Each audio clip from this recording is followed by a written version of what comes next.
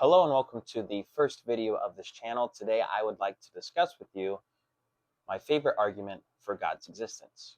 The discussion around God's existence has been going on practically since the beginning of human history, from the ancient Babylonian story of creation called the Enuma Elish to the book of Genesis to different cultures believing in a multiplicity of gods, such as the ancient Greeks or the ancient Romans.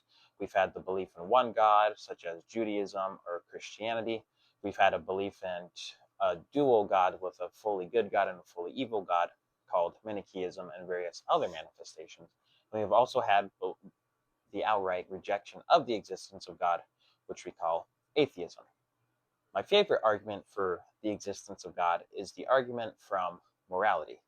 And it goes something like this. For there to be objective morality, there must be an objective moral lawgiver, which we call God. And no other grounding for morality is sufficient besides the existence of an objective moral lawgiver. And just to make clear from the start, I'm focusing very much on the ontology for morality and not the epistemology of morality. And what I mean by that is I'm focusing on what we ground our moral values in. What is the basis of what we ground our moral values in? The epistemology would be a discussion about how we come to know moral values, and though there may be some crossover in this video, the main focus is on the ontology. Now, for my thesis, I've heard three main objections. The first objection is grounding our morality in what the majority thinks. It goes something like this. Most people believe that murder is wrong, therefore murder is wrong. Most people believe that it is wrong to steal, therefore it is wrong to steal, etc., etc. Now, I see two problems with this. One is a thorn in the flesh of the atheists, because on a technicality, most of the world is Christian, even though by a small fraction, with 2.4 billion followers, and closely followed by Islam with 2 billion followers as of the recording of this video. So on a technicality, since the majority of the world is Christian, would the atheists then have to agree with all the Christian tenets and begin to practice them to follow their morality? I don't think any atheist would concede to that point. The second problem I see is the evolution of societies throughout history. You look back at ancient Rome or ancient Greece with their treatment of slavery, or you have the 19th century in the United States of America with slavery as well. Or you have 1940s Germany, which had the mass persecution of the Jewish people, considering them inferior to the Aryan race and various other people. So just so in these societies, the majority of people believed in those things, but I think anyone would look back and say, well, they were wrong. No one would say, well, because the majority of those people in those times believed those things, that makes it right. I think everyone would say, even though they believed it was right, it was still wrong then, and it is still wrong now. So that is the problem that I find with basing your morality on what the majority thinks. The second objection I have heard is the argument from empathy, which essentially is the golden rule. Treat others as you would want to be treated. I do not want to be murdered, so I'm not going to murder. I do not want to steal, so I am not going to steal. I would not want to be lied to, so I am not going to lie. And the list goes on. There are also two problems that I see with this argument. The first being that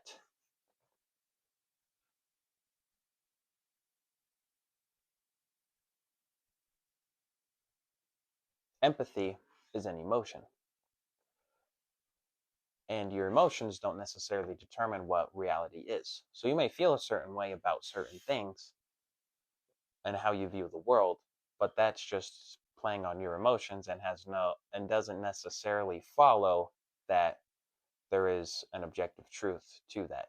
Your emotions don't determine what the reality is. And the second problem is that there are people that have different levels of empathy. There's these most empathetic people here, and then there's people with no empathy at all down here. So then the question becomes, well, whose empathetic standard are we going with? The most empathetic person, which probably is a bad idea because it would be too merciful, or the least empathetic person, which would also be a bad idea because they would show no mercy and be too harsh, or somewhere in the middle. There's too many empathetic levels to have that as an objective, solid moral standard. So those are the two problems that I see with basing morality on your empathy. The third argument that I've heard is more of an accusation, and it goes something like this. The only reason that you are trying to be a morally good person is because you believe in God. If you didn't believe in God, then you would not be a morally good person, and so therefore you are actually just a bad person, and then this God that you believe in has you on a leash. And I, the atheist, don't believe in God, and I still believe in all these human moral values, equality, social justice, human rights, etc., that comes from within myself. Therefore, I'm the better moral person because I and of myself believe these things, but you're only following these things because some God told you to do so. It goes something like that. I think that this objection used to bother me for a while, but then I realized that they are actually correct. If you were to consider the story of Christianity and you read through the Bible, it's all about how humanity is bad and that they're in need of redemption and that they need God to guide them because otherwise they would be bad people. So I would actually concede that, yes, I am in and of myself without God a bad person, and the only thing that's holding me back from living an immoral life is God and his commands and his expectations of me that he determines, and therefore I must conform myself to that reality or face the consequences. And so, yes, I would agree that that's the only thing that's holding me back. In terms of the atheist claiming to be a good person, one, you may have all these great human ideal values, but at the same time, those are just from within yourself and don't necessarily mean anything. You can be this wholesome, kind person, and that's great for you, but at the same time, what does that mean without an objective moral standard? And then the other problem is that it is very easy for people to change their standards so that they can live a very comfortable and simple life. Perhaps you start off at the get-go with having these super high standards about how you're going to treat everybody with kindness, you're going to help the poor, etc., etc. But then maybe it slowly dwindles down where you're not going to help the poor. You know, those people make you mad, so you're not going to treat them with kindness. And then you can basically lower your standards and live off of these standards instead of the original standards you set. Whereas with Christianity, for example, we're called to forgive our enemies and pray for those who persecute us and love our enemies, and that standard stays here. So even though I may feel a certain way, I'm still held to this objective moral standard up here, and I cannot go away from that without committing a sin. So that's the other problem, and why I think that the third objection is flawed. I think that a good another good way to shed light on this subject is to look at who I would consider the most honest atheist, the Marquis de Sade. He was a French philosopher and writer in the 18th century, and he did various sexually degenerate things that even atheists would say are immoral. And Louise Perry, in her book, The Case Against the Sexual Revolution, actually talks about this and documents and gives you a picture of what the Marquis de Sade was up to. So I'm just going to read this for you here.